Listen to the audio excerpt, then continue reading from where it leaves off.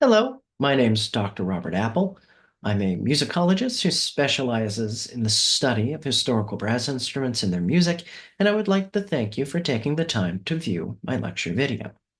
Before beginning my presentation, I would like to take a moment to thank IGEB for offering to include this presentation as part of its virtual lecture series, and for naming my 2022 PhD dissertation on the music composed for the key trumpet as the honorary mention for its 2024 Research Award. The following lecture is a recording of a paper that I originally presented at the 2024 IGEB International Conference that was held in Valencia, Spain, which expands upon some of the research published in my dissertation. If you would like to read my full dissertation, you can do so by downloading a copy of it for free at the link provided at the end of this presentation. The keyed trumpet, also called the Klappentrompete in German and tromba a chiavi in Italian, was the world's first practical, fully chromatic trumpet. It was invented sometime in the 1790s by adding keys to the natural trumpet. The best-known works composed for this instrument are Joseph Haydn's Trumpet Concerto in E-flat, the first major solo work composed for a fully chromatic trumpet, and Johann Nepomuk Trumpet Concerto in E, both written for the first known keyed trumpet player, the Viennese trumpeter Anton Weidinger, in 1796 and 1803, respectively. Since their rediscovery in the 20th century, these concertos have become two of the most beloved pieces in the trumpet's concert repertory, though they are most commonly performed on modern valved trumpets today. While Weidinger should still be rightfully considered, as the late René Dahlquist dubbed him, the keyed trumpet's greatest virtuoso, based on the longevity of his 33-year career as a keyed trumpet soloist, the sizable 19-piece keyed trumpet repertory written for him, and the quality and high technical demands of the five of those works that survive today, he was by no means the only celebrated keyed trumpet soloist for whom instrumental solo works were composed. Quite to the contrary, there were, in fact, a significant number of other key trumpet virtuosi active in Austria, Bohemia, and Italy during the early half of the 19th century, as evidenced by the research that I published in my 2022 dissertation on the music composed for the keyed trumpet and the 47 other instrumental solo works with keyed trumpet, 22 of which are extant, that I document as part of my dissertation's catalog of keyed trumpet works. Though instrumental solo works only make up a small part of the 720 pieces with keyed trumpet that I have cataloged to date, the important role that Weidinger and other keyed trumpet virtuosi played in promoting the keyed trumpet and, by extension, fully chromatic trumpets in general cannot be understated, as their performing activities and the music composed for them most likely played a major role in helping to shape the development of our modern musical soundscape. Perhaps unsurprisingly, the earliest known keyed trumpet virtuosi other than Weidinger, Anton Khayll and Joseph Werner, also appear to have spent the majority of their keyed trumpet playing careers in Vienna, given that both were employed as trumpeters in Viennese theaters, a profession that they shared with Weidinger, and the fact that they were both present in Vienna while Weidinger and his son Joseph were actively performing on keyed trumpet and keyed horn respectively. It is safe to assume that the Weidingers were Khayll and Werner's chief inspirations for taking up the keyed trumpet. Of the two, it was Khayll who first performed publicly on the keyed trumpet. Khayll was born on April 7th, 1787, in Bohemia, and was trained on several wind instruments, including the natural trumpet, by the Turnermeister of Wiener Neustadt. From October 10th to October 22nd, 1810, he was briefly employed as a trumpeter by the Esterházys before moving to Vienna on July 1st, 1811, to work as a trumpeter in the Hoftheater.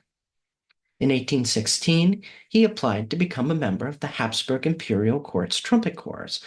but was denied, having to wait until March 4th, 1819, to finally join its ranks. Khayll made his keyed trumpet playing debut on February 12, 1816, as part of a Kleine Musikalische Akademie given in the Hoftheater in Vienna. During this concert, he premiered a potpourri for trumpet with orchestral accompaniment of his own composition, and a critic in the Allgemeine Musikalische Zeitung reported that he performed the piece very purely and securely. While this article does not mention what type of trumpet he used to perform this work, given evidence that will be discussed shortly, it was most likely a keyed trumpet. Despite the praise for Khayll's premiere performance of his potpourri, it did not appear very often as a solo act, as this is the only known solo work to have been written for him, and the Viennese press only reports one other performance of the work being given on February 16, 1818. Rather, Anton Khayll most often appeared in concert with his two brothers, Alois Khayll, who was a celebrated flute virtuoso and a member of the Burgtheater Orchestra, and Josef Khayll, who was a successful oboe soloist and a member of the Königliche Theater Orchestra. The Khayll brothers' first performance together with keyed trumpet took place on February 23, 1817, during a concert that they put on in the Kleine Redutensaal in Vienna, that closed with a set of variations for flute, oboe, and trumpet by Franz Weiss. While none of the newspapers sources that discuss this premiere performance mention what kind of trumpet Anton Khayll played for Weiss's Variationen, the April 12, 1817 edition of the Wiener Allgemeine Theaterzeitung states that the three brothers performed variations for Flöte, oboe, und Klappentrompete, keyed trumpet, as part of a concert given in the Königliche Theater in Vienna on April 6, 1817. And since other papers report that this work was composed by Franz Weiss, it was presumably the same work as the one that they premiered on February 23, 1817. With this in mind, it is also most likely that the other works composed for Anton Khayll and his brothers with solo trumpet parts were likewise written for the keyed trumpet. Returning to the Variations' February 23, 1817 premiere, critics were impressed with the piece and its performance, with one critic from the Wiener Allgemeine Musikalische Zeitung reporting that the work was very effectively and tastefully composed by Mr. Weiss, where especially in the Variations, all three brothers had multiple opportunities to display their talents. Mr. Anton Khayll raised astonishment with the perfection with which he knew how to handle his unfavorable instrument, the trumpet. This unique three-leaf clover was honored for merit and rewarded with ample acclaim. Perhaps this critic's reference to the trumpet as an unfavorable instrument was a way of alluding to the shortcomings of the keyed trumpet, while also recognizing that Anton Khayll appears to have given an excellent performance despite them. As can be seen from this table that lists the Khayll brothers' known concert appearances with keyed trumpet, Weiss's Variationen seems to have become their signature piece, with them performing it no less than 14 times between March 4th, 1817 and December 25th, 1823. In addition to Weiss's Variations, the brothers had three other works with keyed trumpet composed for them. These include a Terzett Concert, Adagio und Rondo for flute, oboe, and trumpet by Weiss that they played for the first time on February 16, 1818,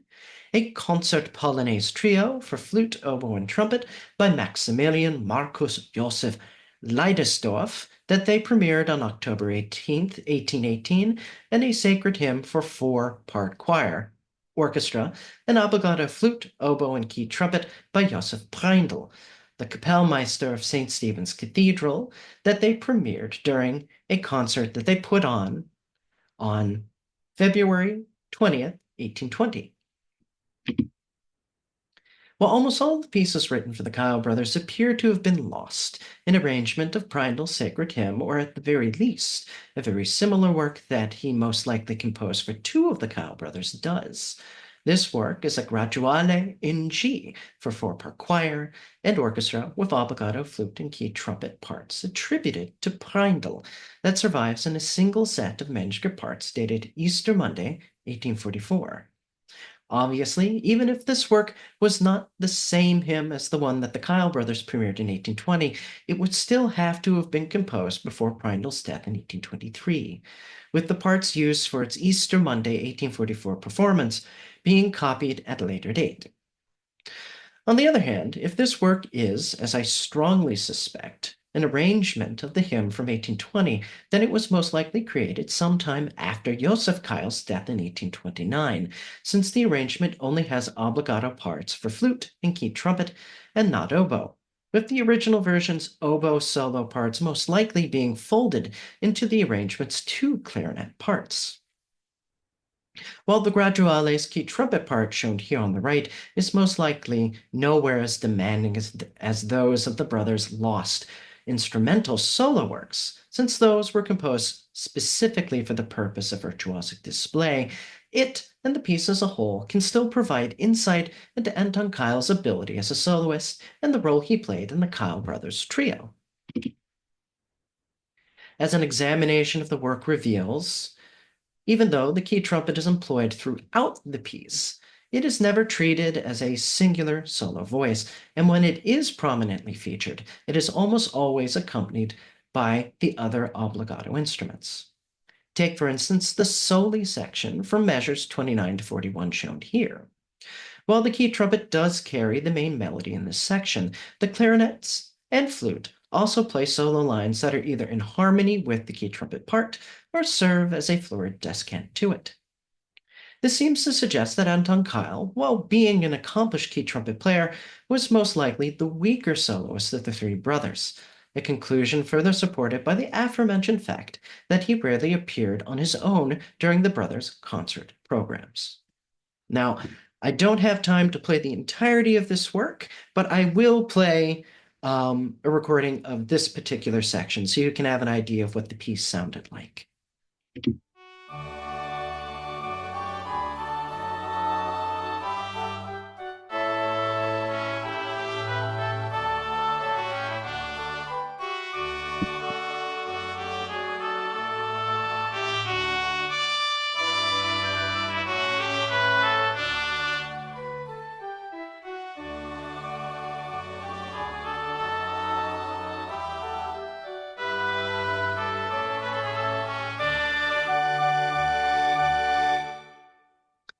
The final known concert appearance of the Khayll brothers trio was on Christmas Day, 1823,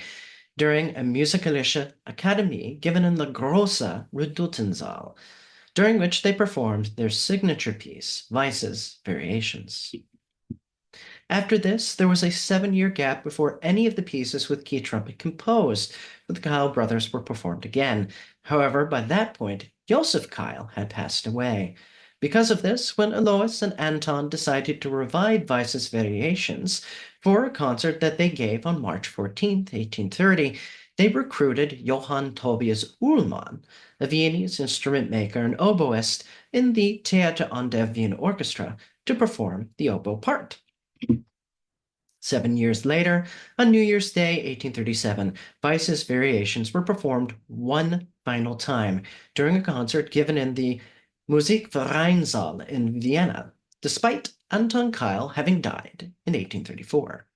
Once again, Uhlmann joined Alois during this performance to cover the oboe part, and August Svoboda,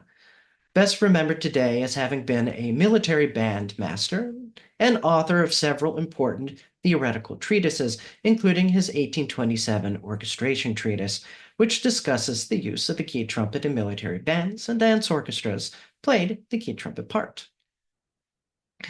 This final performance of the work was not greeted with the same acclaim as in the past, with the critic Karl Hirsch proclaiming that the work was too old and unrewarding for even the efforts of such artists to succeed in gaining the approval of it from the public. So it appears that by 1837, this once beloved and celebrated piece had not only outlived both its composer and most of the performers for whom it was written, but also had become passé in the eyes of Viennese concertgoers. This change in attitude towards the work might have been due to the keyed trumpet having already begun to be replaced by the valve trumpet in the most popular Viennese musical ensembles of the time, the dance orchestras of Joseph Lahner and Johann Strauss Sr. around 1831, and therefore was most likely viewed by the Viennese public as being old-fashioned by 1837.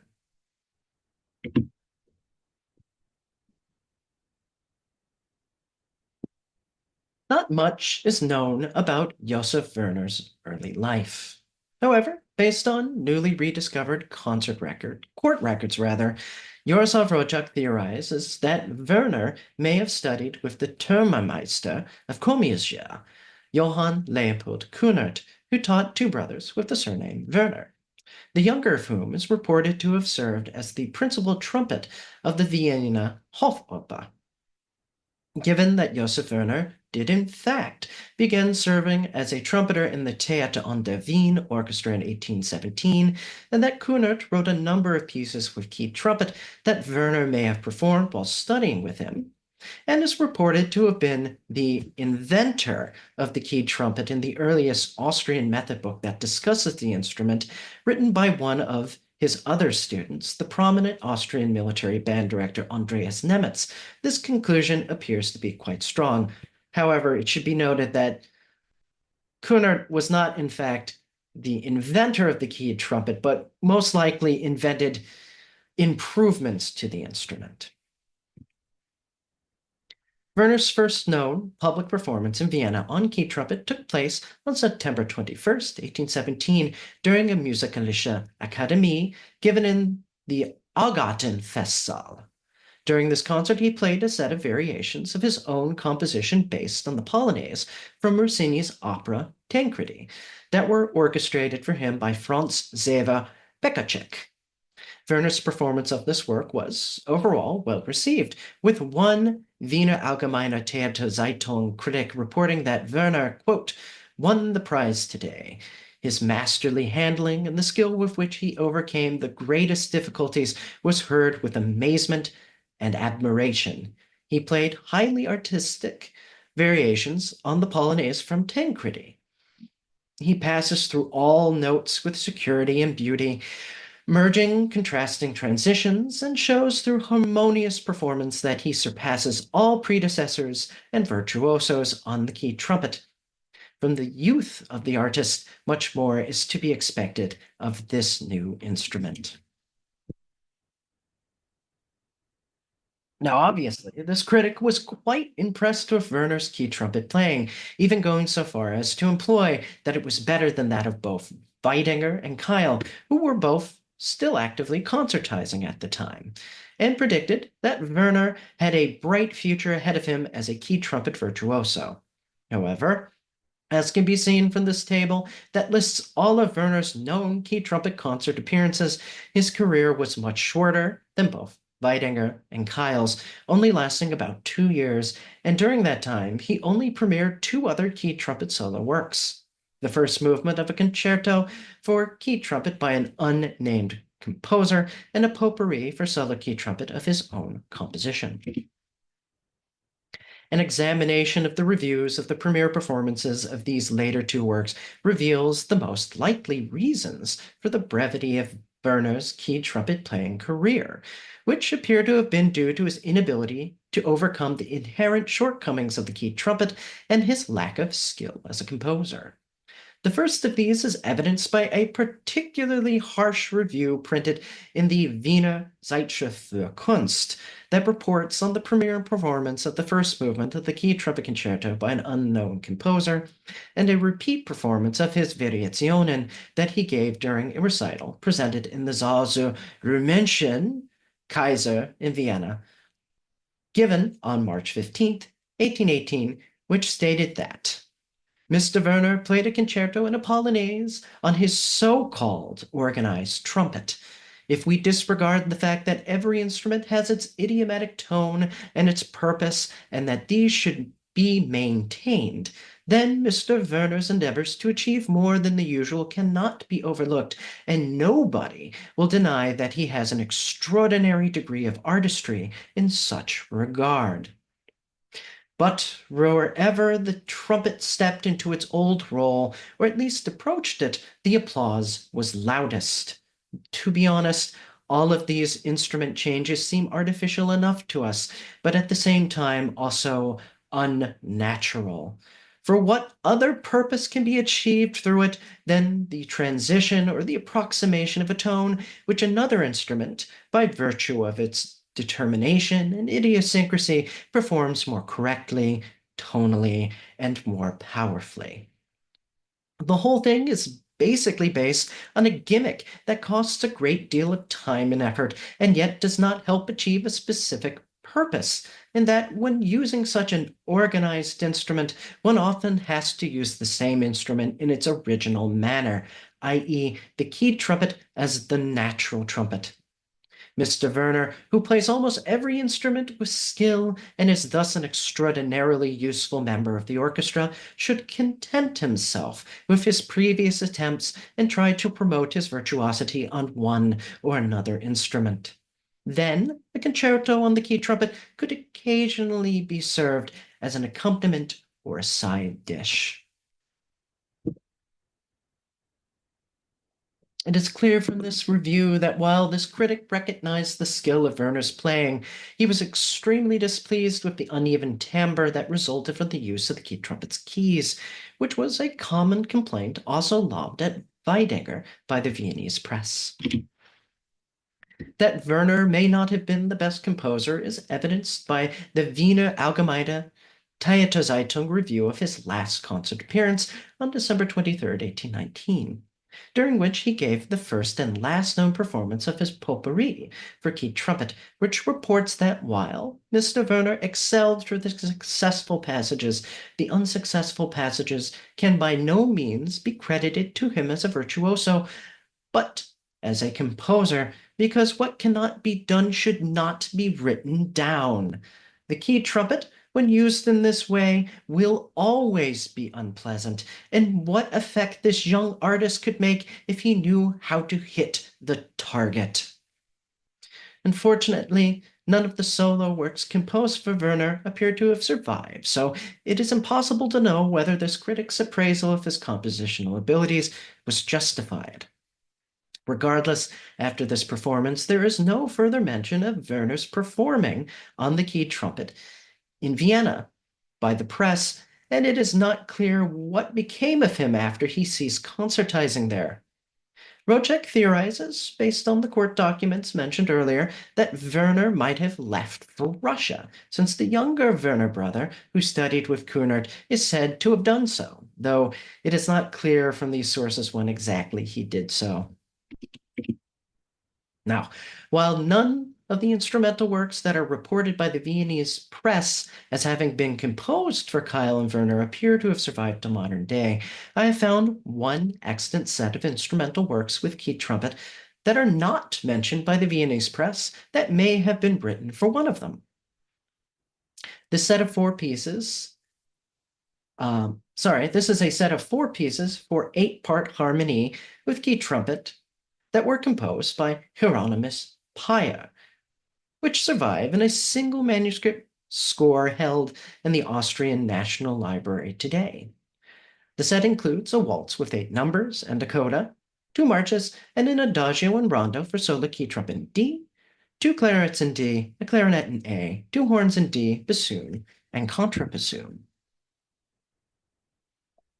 According to the manuscript score's title page shown here on the left, the set was completed in Vienna on August 8, 1821, and was dedicated to to Vincent von Neuling, a rich Viennese jeweler and brewery owner. Neuling also owned one of the largest and most popular Biergartens in Vienna at the time, where Josef Lahner and Johann Strauss Sr.'s dance orchestras often performed. Given the character of the pieces in the set, they were most likely intended for performance in Neuling's Biergarten as a form of light entertainment and to accompany patrons who wished to dance. It is unclear for whom the set's key trumpet part was originally composed. given that Anton Weidinger continued to perform sporadically on the keyed trumpet until 1829, and that Payer composed a now-lost set of variations for keyed trumpet that Weidinger performed on his last known keyed trumpet recital that he gave on May 10, 1829, in Vienna. The set's keyed trumpet part may have been composed for him. However, since as far as can be discerned from the Viennese press, Weidinger does not appear to have been publicly performing on keyed trumpet from 1821 to 1828, and Werner had likewise disappeared from Vienna's newspapers after 1819, the set's keyed trumpet part was therefore most likely composed for Joseph Khayll. While the keyed trumpet plays in all of the set's 4 pieces, the Adagio and Rondo is the only one that treats the instrument as a true solo voice. The work is essentially a 2-movement concertino for solo keyed trumpet with harmony accompaniment. Though the solo part of this work is far less demanding in terms of technique and range than those of the Haydn and Hummel trumpet concertos, it does include some tricky passages that strongly suggest that whomever it was originally composed for was an accomplished keyed trumpet virtuosi. For example, take measures 48 to 56 of the Adagio, which requires the soloist to play in the key of written A-flat minor, which is, as anyone who has attempted to perform the second movement of the Hummel trumpet concerto in keyed trumpet can tell you, quite a difficult thing to do with good intonation on keyed trumpet. And take, for example, the last 8 measures of the rondo, with their fast-running 8th-note diatonic and chromatic scales, which are quite challenging and require strong fingering technique to pull off with finesse on the original instrument. Now, once again, this work is too long to play in its entirety here, but I will play the very end of the rondo to give you an idea of what it sounds like.